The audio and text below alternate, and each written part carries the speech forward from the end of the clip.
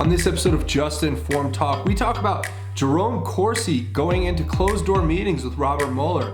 And we also discuss new tweets from George Papadopoulos, which uncover pretty crazy stuff. And we also are going to look at the latest from Project Veritas, which is exposing one of the campaign organizers for Andrew Gillum's gubernatorial race in Florida.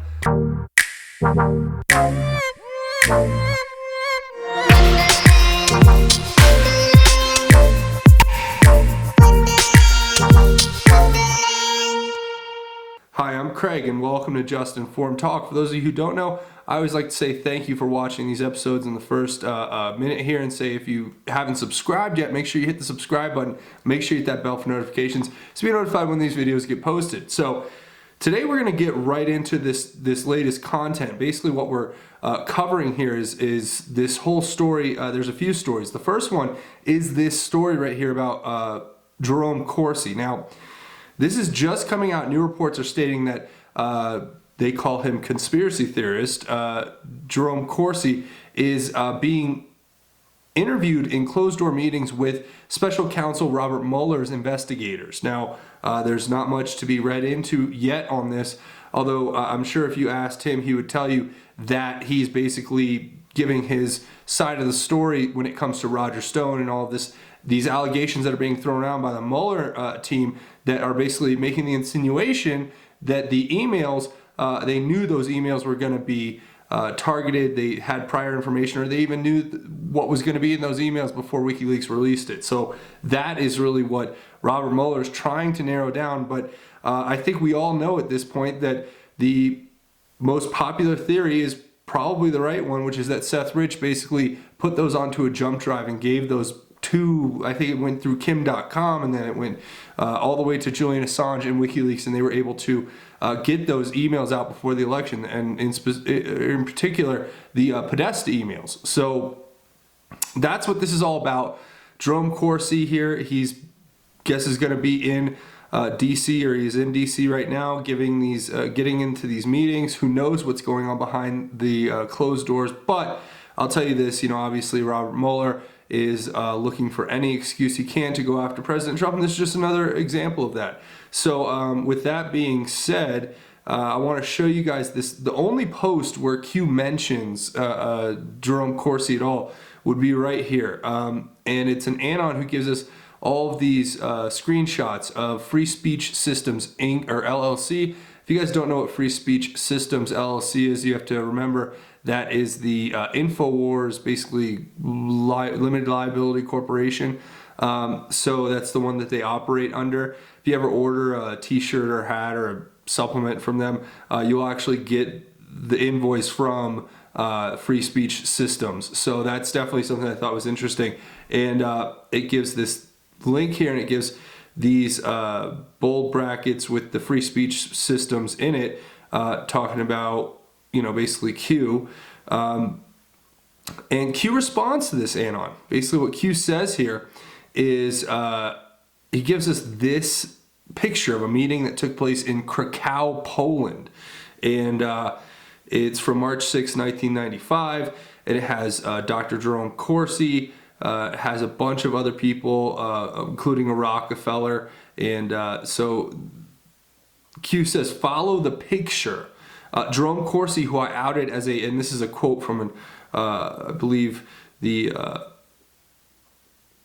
or a quote from an article somewhere, saying, quote, Jerome Corsi, who I outed as a Mossad agent in a 1997 sting operation in London. Corsi and Piper Jaffray broker Brad Amundsen were integral to a fraud that took Minnesota investors for $1 million that the FBI refused to properly investigate. Instead, agents sought to portray me as responsible. Corsi is named as the author of several best-selling Israeli PSYOP books, including Unfit for Command, Atomic Iran, and Minutemen, and the Obama Nation. So this is what we're talking about, guys. This is really what it is.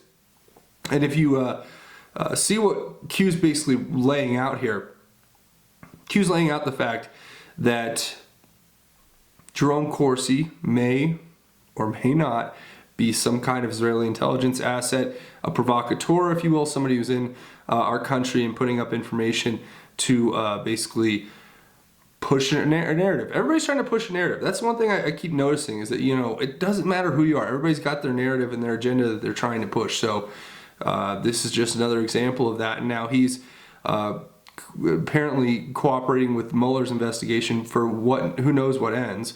But we'll have to wait and see.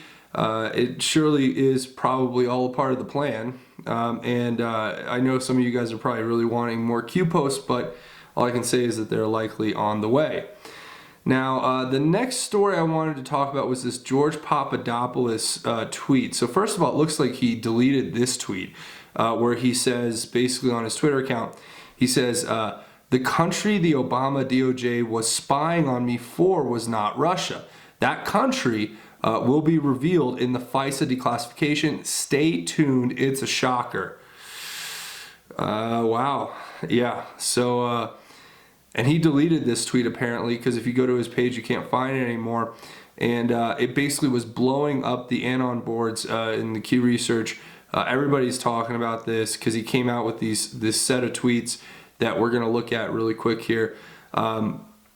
Starting with this one where he says, the entire quote-unquote Russia collusion investigation began because Joseph Mifsud, the professor, was a supposed Russian agent who told me that the Russians have Clinton emails. Now, Mifsud's lawyer says he was working for Comey's FBI to fabricate collusion and sabotage Trump. Truth. And that's what George Papadopoulos is tweeting out. So, you have to think about what the context is of what he's saying. He's saying, look, this is what's really going on behind the scenes. He was approached. It was basically your typical case of entrapment, right? Because they were trying to get him to come and work with them based on having information that they didn't have that they were using to bait him, to ensnare him, right? So that's what he basically says. And so then one of the blue check brigades here comes in and says, dude, work with me here. If you met with him because he told you he was telling you the Russians had Clinton emails, you committed seditious conspiracy against the United States, working with our enemy to influence our election. It doesn't matter what Mifsud really was. And then he actually gives a pretty good response here saying, when some random weirdo, this one right here says, when some random weirdo passes along false info to you with the sole purpose to entrap you in a conspiracy, when you never ask for the info yourself, you understand the picture of why all of the leadership of the FBI under Comey are fired or under investigation. It's because they were working to entrap these people. I mean, that was the whole game, was to get George Papadopoulos to sit down to a few meetings so they could use that as a predicate to start an investigation, to start an endless investigation, really. A witch hunt that would never have an end, that would have all of its political utility before the liberals, the Democrats, those who are not in power. And it was all orchestrated by the Obama administration and the deep state in order to affect the election. I mean, look at what the Carter Page FISA memo was. Look at what George is telling us. George is telling us, look at what's going to come out when his FISA comes out. It's going to, he said here, if this is a real tweet, which I presume it is because everybody's been pointing it out, even though he deleted it, it's saying that it wasn't Russia. So what country was it? What country was behind putting together this FISA these FISA warrants to spy on President Trump's campaign? I mean, that is the real question, is it not? To me, that seems logical, that seems reasonable, that seems like what you would want to know the answer to. So, yeah, I mean, that's really what it is.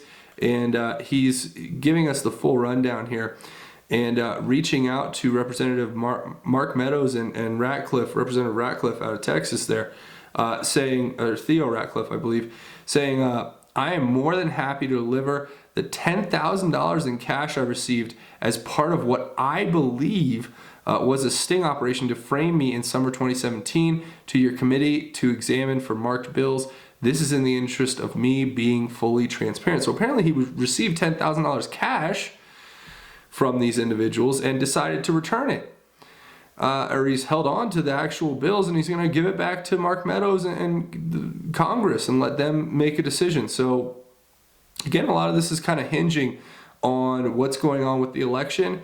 What will happen afterwards will be determined by who wins, really, because that's going to be who's starting investigations, who's doing that kind of stuff. But at the end of the day, I mean, you see what we're up against here.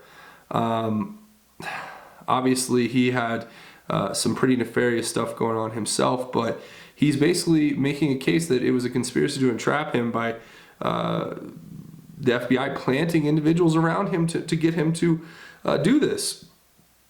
And who at that time didn't want to see those Clinton emails? They existed. Everyone knew they existed by that point that we're in this conversation, right? Everybody was talking about how it was probably the WikiLeaks was going to have Hillary Clinton's emails and the Podesta emails, and lo and behold, that's exactly what happened. And then here's another interesting one where George says, talking about his wife, saying the reason why his wife has been harassed for a year was because she has known all along that Mifsud, this professor, the one who was put there to entrap him, was connected to the socialists in Europe, Clinton's, and Western intelligence circles.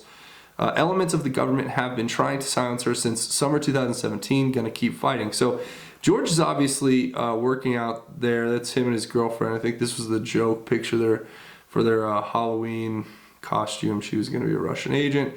But yeah, this is something that screams to me, we have to investigate. We have to keep investigating, and we can't stop. I mean, that's where this has come down to. So, yeah, you guys will just have to trust me on that. Now, before we go, I want to watch a couple videos. Like I said, we're going to talk about Project Veritas, and you guys can see here, first of all, though, I'll just turn the volume off, and you guys can see this. This is a video clip of the Bernie Sanders rally. So if you guys can see this right here on the screen, yeah, that's pretty hilarious. He gets dozens of people. You know, President Trump's pulling 10,000, 20,000, 30,000, 50,000. Bernie, he's got an empty auditorium. They even had to put up those big curtains so that people didn't realize how empty the place was. I thought this was pretty hilarious. You know, so, and this is kind of a video that's going around the internet right now. So I just thought I'd bring that to you guys. And now we're going to look at Project Veritas. So they've had a lot of great work they've done in the last few days exposing, or in the last weeks exposing, a lot of these different candidates who are running for elected positions. They've done work on Claire McCaskill. They've done work on so many other people, Kristen Sinema, Andrew Gillum, the list goes on and on. The latest one is, though, Andrew Gillum, who is running for governor of the state of Florida. So in this video that we're going to look at really quickly, you can actually see some of his top advisors, including somebody who went to college with him apparently and is really good friends with him, talking about how basically what we already know, that politicians will basically say whatever they have to get elected and then go and do the exact opposite, you know, when they get in office, and or they'll make the promises on the campaign trail that they know they can't fulfill. So you guys can watch this video real quick. Fairy tales in the modern day begin with once I am elected. I honestly just can't say, but I do think he's not saying specifically like I'm going to ban bump stocks, or I'm against ARs, only because he's running a race right now. I do think he would support anybody doing that stuff. Bill Nelson. Right, that's all I'm worried about. Whatever, whoever the next person may be. I just wish. He can say it just because he's trying to get the moderates and the gun-toting people in North Florida. All right, this is a bad state. Okay. It's a cracker state. Okay. Okay? Ask anybody outside of here. You go Port St. Lucie, Orlando. Man, them crackers ain't gonna let us do that. No, you crazy? So, what is he doing? He's campaigning. He's politicking. So you're saying that different environments, wherever he speaks, he'll address a different audience. Yeah, that's what a politician do. We went to college together. You did? Yeah. With him? Yeah. Oh, so that's how you know him? Yeah. All right. Right? So you were fighting all the good fights together? A couple of them. Do voters know that? That's not for them to know. Huh?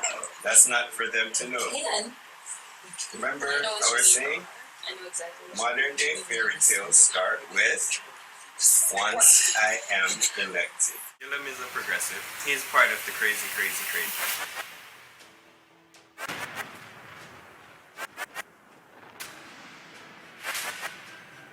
It's been 2 decades since Florida has elected a Democratic governor, and the race is deadlocked. I'm going to spend my time over the next 2+ months getting around this state, talking about the issues that matter to everyday voters in this state. You whip them up, the poor, the middle income. You have to whip them up into a frenzy in order for them to vote. He was being left, not left of center For the primary. for the primaries. Right? You have to appeal to white guilt. Fairy tales in the old days begin with once upon a time. Fairy tales in the modern day begin with once I am elected. And we're back. Guys, I just want to say thank you for watching another episode of Just Informed Talk. It is an incredible blessing to be able to share this great moment with you guys. And if you guys want to help out the channel, a few ways you can do that is to come here, click the big red subscribe button, make sure you hit the bell for notifications. That way you get notified when these videos get posted. Also, come down here, watch these videos, share these videos. They're going to get the information out there that helps the channel out big time. And you know, you guys can see for yourself what kind of delisting and shadow banning that they're doing to my channel. First of all, they go through and they demonetize content. They'll demonetize a video, remonetize it, and then I literally went in and put in different keywords, like to just give it different search result to come back, and they automatically demonetize that again. So, and then just look at the numbers. Look at the numbers. I have 130 something thousand subscribers, right? You guys are all out there. I know you are. And my videos go from getting 150,000 views a few days ago to now I'm getting 15,000. So I guess that's ahead of the election, or basically this channel's just taking a complete nosedive, and you know, that's fine either way. I can't really control it. It's out of my control, but I can tell you guys, please help me fight this censorship. If you support the channel, come here, watch these videos, spread the links, go down and comment, hit the like button. All that stuff helps out big time, and they're terrified of you, and that's basically my plea for help there. Don't forget to leave your thoughts, theories, and insights down in the comments, because that helps out the channel. It helps the channel out a lot too. And yeah. A couple other ways you can help the channel is come over here to twitter.com, and you can get me at Justin_formed on Twitter. And also, if you want to help out the channel financially, you can find me over here on Patreon. That's patreon.com. Search Just Informed Talk. Click the button to become a patron. And once you do, it's a monthly donation. Helps the channel out big time. Can't tell you how much I appreciate that, guys. And in the face of all this demonetization, I'm depending on you guys to fund this channel. And I know that the content's not coming out as fast and everything's taking a little bit longer, but I'm working on some new things, as you can tell. I'm working on new editing techniques. I got a whole bunch of new equipment. I got basically a whole new studio setup. So there's a lot of work that's going into this channel behind the scenes. When you guys think that maybe nothing's going on, just trust that I'm trying to make a sustainable platform, and I have all types of different projects in the work that are coming up for this channel. But when you guys come here and support it financially, that's what helps keep it growing, keep it moving, keep it going. And I plan to make this as big as possible and get this word as far out in the world as I can. So if you guys want to make that contribution, I really appreciate it. Also, if you don't want to do a monthly contribution through Patreon, you can come over here to GoFundMe. It's gofundme.com/just-informed. And just realize that when you guys contribute to this channel, you're making it all possible, really. So I can't tell you how much that means to me. Thank you. Thank you for your support, and thank you for continuing to support the channel. Now, before we go, I want to take 1 minute to talk a little bit about this right here. We're going to talk about God's grace and how it is truly greater. And for that, I'm going to read out of Psalm 21, which talks about victory. And I think that's important because we have to put ourselves in that mindset moving forward that we are going to win. And regardless, you read the Bible, God wins. So we need to look to God. And in Psalm 21, we're going to hear about that incredible word. It says, Lord, the king finds joy in your strength. How greatly he rejoices in your victory. You have given him his heart's desire, and have not denied the request of his lips. For you meet him with rich blessings. You place a crown of pure gold on his head. He asked you for life, and you gave it to him. Length of days forever and ever. His glory is great through your victory. You confer majesty and splendor on him. You give him blessings forever. You cheer him with joy in your presence. For the king relies on the Lord. And that to me is just an incredible piece of scripture. It's uplifting, and it reminds us of the power of God, how he can reach into our lives and uplift us all. And just as he did, in uplifting King David, he can uplift every one of us and give us that incredible great gift of life that we desire and we need, and we know that through our blessings we'll be able to basically do anything. So I just want to say I'm thankful for each and every one of you. I hope that those words touch your heart, and I hope that they help you go out into the world and spread that fire, whether you're having problems at home or at work or with friends or with family. Just remember that God absolutely loves you, and that everything and anything and everything is possible with our Lord and Savior. So many blessings to every one of you out there. But that's going to be it for me. I want to say thank you for watching Just Informed Talk. Don't forget to hit that subscribe button if you haven't already. Now's a great time to do it. But that's pretty much going to wrap it up for me. Again, thanks for watching this episode of Just Informed Talk. My name is Craig. Godspeed and God bless each and every one of you, Patriots.